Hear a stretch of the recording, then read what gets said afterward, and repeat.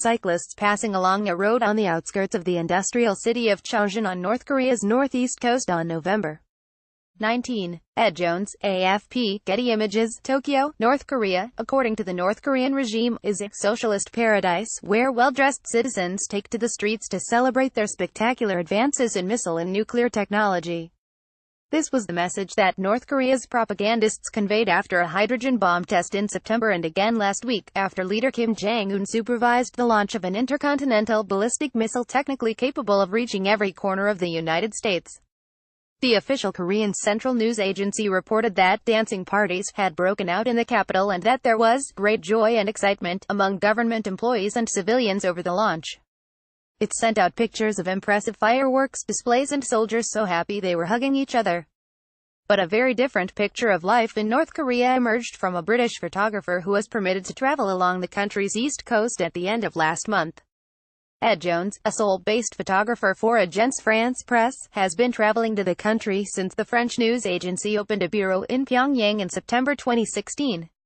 A general view of a village on a stretch of coastline near Raksan on North Korea's northeast coast on November.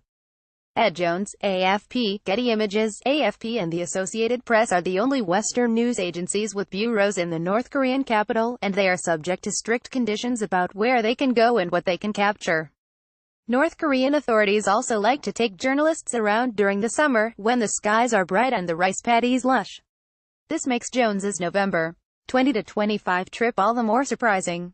He traveled from Wonsan up through Hamgyong and Chongqing, to the Chinese border area of Rajan-Sanbong, which is supposed to be a trade frontier. A man pushes a bicycle past a factory in the industrial city of Chongqing on November 21. Ed Jones, AFP, Getty Images. The North Korea he found was a very different place from the North Korea of the regime's propaganda photos. It also presents a very different picture of Kim's Pyongyang policy, which he has promised will deliver both economic growth and nuclear weapons at the same time. Young Pak, a former Korea analyst at the CIA who is now at the Brookings Institution, wondered if these North Koreans had seen any of this promised economic growth. Jones did not find the gleaming high-rises and paved boulevards of the capital when he arrived in Hamgyong, North Korea's second-largest city, which used to be an industrial hub. Instead, his photos show people bundled up in winter coats pushing bicycles over rutted dirt roads between buildings with the paint peeling off. Others show women pulling carts of cabbages. People push a cart carrying cabbage in Hamgyong on November 22. Ed Jones, AFP, Getty Images. Along the coast, where simple wooden boats line the beach, there is not a whisper of smoke to be seen from the factories. This is a very different picture from the most recent KCNA report from Hamgyong.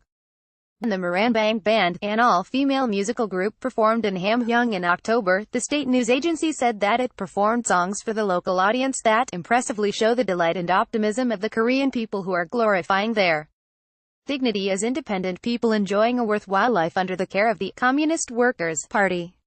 As he moved up the coast, Jones saw men carrying huge bundles of straw on their backs or walking alongside carts pulled by cattle.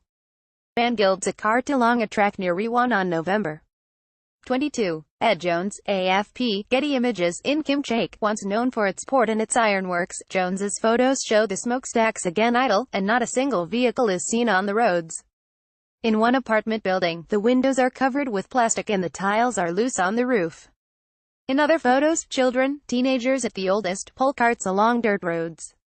Children pull a cart loaded with wood along a road near Kaleju on November 19. Ed Jones, AFP, Getty Images. As Jones approaches Chongqing in the North Korea's third-largest city, he finds the occasional car or truck. But mostly the photos show people pushing bikes or cycling down dirt roads or past propaganda billboards, including one celebrating Kim Jong-suk, the current leader's grandmother. Propaganda posters on the outskirts of the city of Chongqing on November 19. Ed Jones, AFP, Getty Images. After seeing school children walking alongside a frozen stream, Jones then finds women standing in a flowing stream, washing cabbages in the frigid water.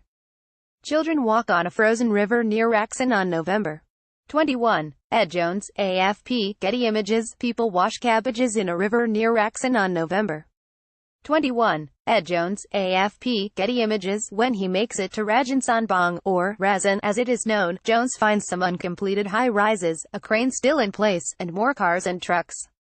Still, it is a long way from the bustling special economic zone that the Kim regime has envisaged.